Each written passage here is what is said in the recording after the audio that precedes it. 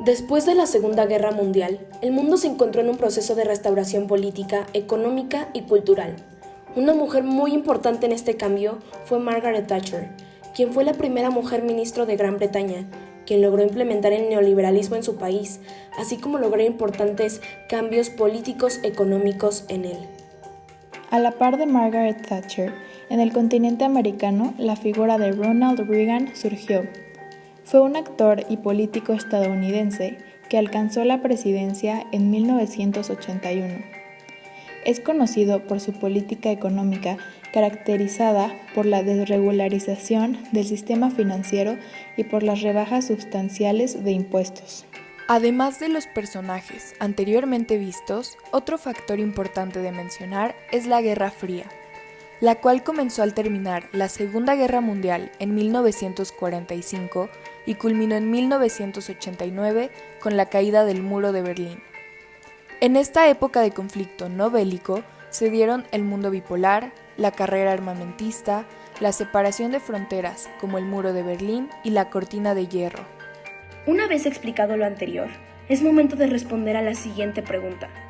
¿Cuál fue la política de Margaret Thatcher y Ronald Reagan durante la Guerra Fría? La respuesta es la implementación de política neoliberal a partir de la privatización de empresas, libre comercio y disolución de los sindicatos. Proponen en el plano ideológico la doctrina Truman, que sustenta la libertad económica y la iniciativa privada, ya que busca impedir el comunismo en la Europa occidental. Continuando con Thatcher y Reagan, podemos mencionar otras características de sus políticas, como bajar los impuestos, reducir el gasto social, dar todo el poder al mercado, maximizar la libertad de iniciativa privada e imponer restricciones a diversas actividades del sector público, y como se mencionaba antes, combatir el comunismo con el fin de expandir la ideología política y económica del neoliberalismo. Tanto Ronald Reagan como Margaret Thatcher fueron los encargados de imponer el neoliberalismo de Milton Friedman en el Reino Unido y en Estados Unidos. Este tiene como principal objetivo que el Estado proteja y se encargue del mercado, lo que hace que sus prioridades sean el mercado y los impuestos, en lugar de la política y las personas. Una consecuencia del mundo polarizado de ese momento fue el Muro de Berlín, el cual fue un muro que dividía a la República Federal Alemana y a la República Democrática Alemana, donde estaban divididos los comunistas contra los capitalistas. Mientras esto sucedía, en Rusia se dio la perestroika, que fue el proceso de reestructuración implementado por el gobierno de Mikhail Gorbachov desde 1985, el cual provocó el fin de la Unión de Repúblicas Soviéticas Socialistas, URSS, y tuvo el propósito de reestructurar el socialismo y dinamizarlo para poder mantener el modelo. Es decir, se buscaba crear un socialismo de mercado.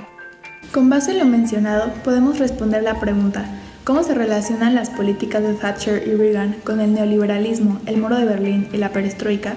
La relación es que la política de Thatcher y Reagan es una versión de neoliberalismo un poco más moderada, pero la característica que cada una de estas comparte es que todas buscaban la iniciativa privada y estaban a favor de que las personas recibieran servicios básicos por parte del Estado, pero que las empresas también tuvieran una posición importante.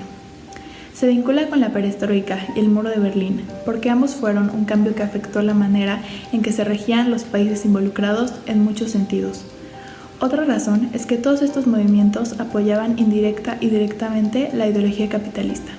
En conclusión, podemos decir que la Guerra Fría no solo fue un periodo de competencia entre la URSS y la Alianza de Estados Unidos e Inglaterra. Realmente fue un proceso de reestructuración social, política y económica que no solo impactaría en los países mencionados, también en el resto del mundo al inspirar a numerosos gobiernos a implementar el neoliberalismo o el comunismo como su nuevo modelo económico. Un claro ejemplo de ello es México, quien se unió a la ola neoliberalista durante el sexenio de Carlos Salinas de Gortari. Sin duda, aún podemos notar los rezagos de esta Guerra Fría. Es claro que Estados Unidos, Rusia e Inglaterra y ahora China son países poderosos que continúan esta competencia. Por último, no hay que olvidar que la verdadera labor de cada gobierno es lograr proteger a su población sin importar el modelo económico que ejerza. Después de todo, un país no solo es un gobierno, sino su gente.